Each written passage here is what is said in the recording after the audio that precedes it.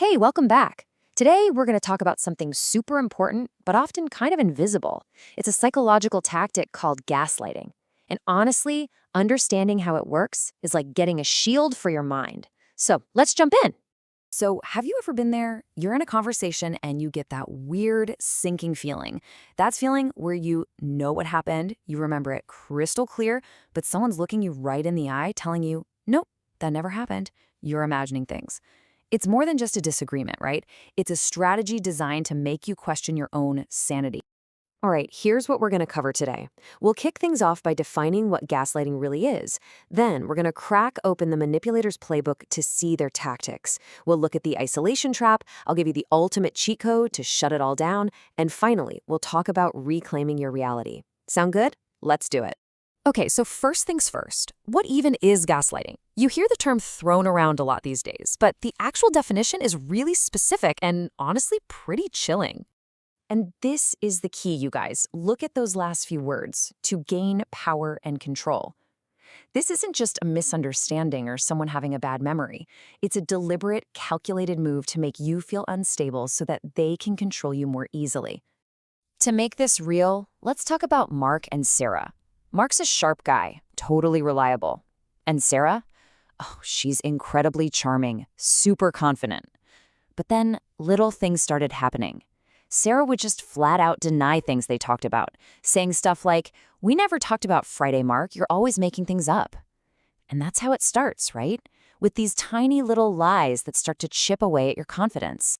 So how do they pull this off? Well, it's not random. There's a whole playbook of tactics that manipulators use to keep you completely off balance. The good news is, once you know the plays, you can spot them from a mile away.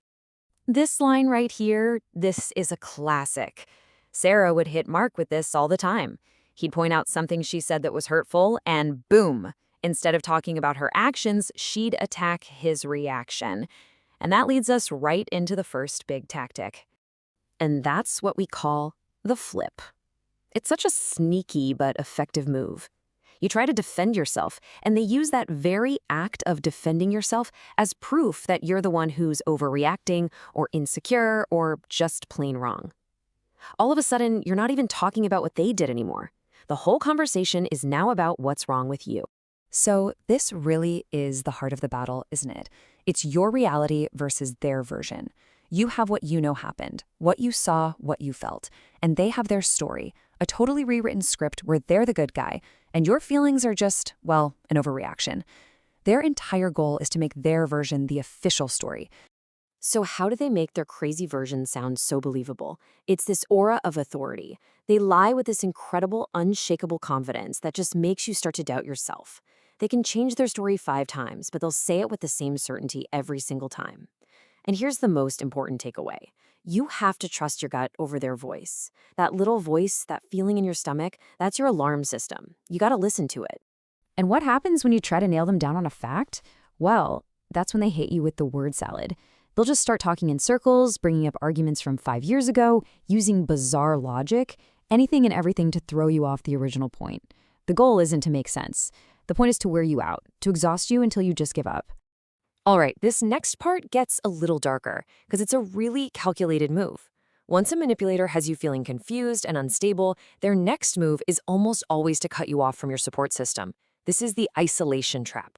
This is exactly what Sarah started doing. She'd say stuff like this to make Mark feel like she was the only one on his side. She'd plant these little seeds of doubt, whispering that his friends were talking behind his back, positioning herself as his only true ally. It's a classic move. And that, right there, is the whole goal of the isolation trap. Because someone who's isolated is so much easier to control.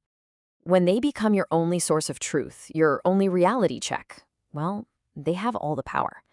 And that's why having people you trust, people who have your back, man, that's your firewall.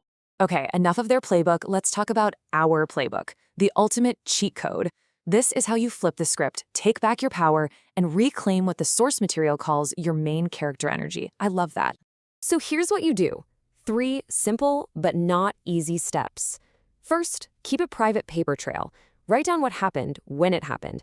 But here's the thing. This is for you, not for them. It's to prove to yourself that you're not crazy. Second, and this is huge, stop arguing for their approval. They are never, ever going to admit you're right, so stop trying. And third, use strategic silence. Don't give them the drama they're craving. And this is the big takeaway, the thing you have to remember.